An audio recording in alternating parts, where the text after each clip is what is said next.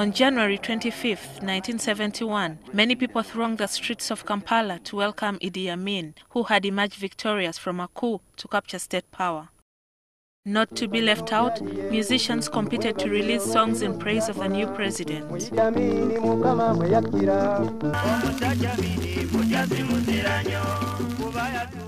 Uganda believed in a new dawn, and President Idi Amin did not disappoint because his antipathy towards the colonial legacy was well known.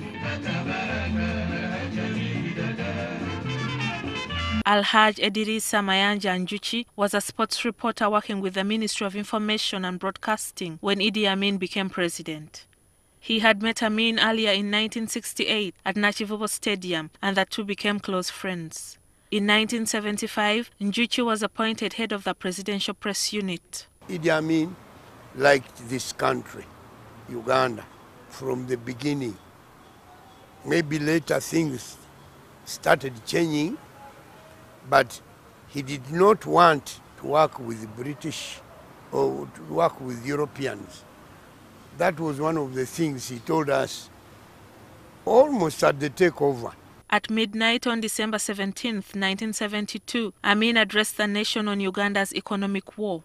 He talked about his dream for the economic empowerment of indigenous Ugandans. He also informed the nation that he had decided to rename physical features whose colonial names were insignificant to independent Uganda. Some of the renamed roads included Prince Charles Drive, to be called 25th January Avenue, Lumumba Avenue, formerly Queen's Road, and Nkuruma Road, which had been Salisbury Road. Rosebery Road became Nasa Road, Hunter Road took on Luthuli Avenue, Harcourt Avenue became Kimathi Avenue, and the Borup Avenue was Christian Malcolm X Avenue. Queen Elizabeth National Park was renamed Rwenzori National Park. Makishon Falls became Kabalega Falls, while Makishon Falls National Park was changed to Kabalega National Park. Meanwhile, he changed Lake Albert to Lake Idi Amin Dada and renamed Lake Edward Lake Mobutu Sese Seko after Zaire's president. He was somebody who was learning to be a president, learning a person who wanted coverage, full coverage, and he would want everything that he has said to appear as he said it.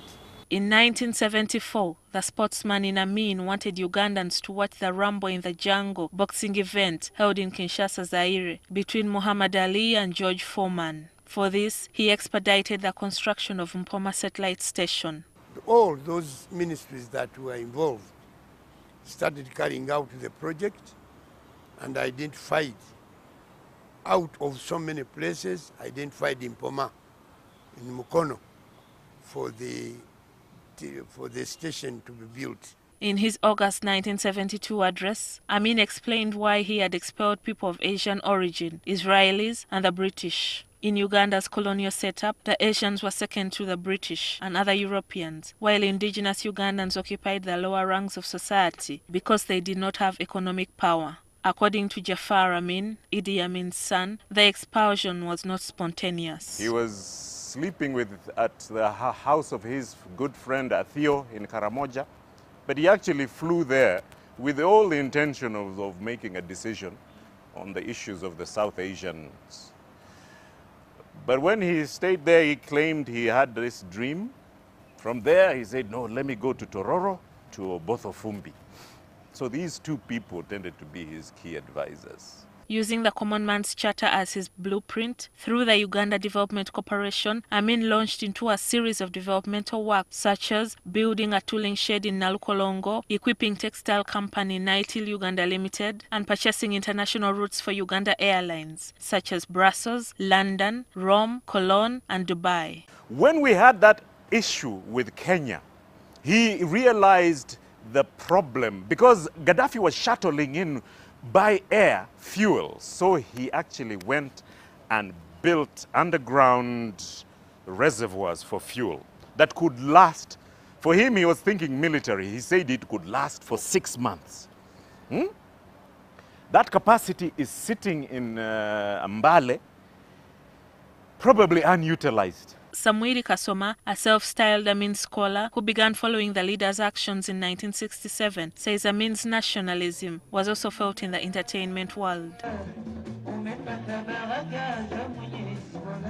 Baddugavu batandikira okufuna ssente. Luli omwenge bakyakaliranga eyo mabbalibbali.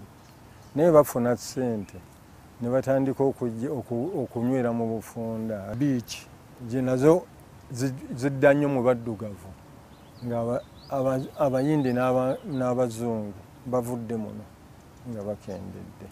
Kati olwo embalama ezo abazungu kwe bakyakaliranga abaddugavu ne batandika okukyakalirayo.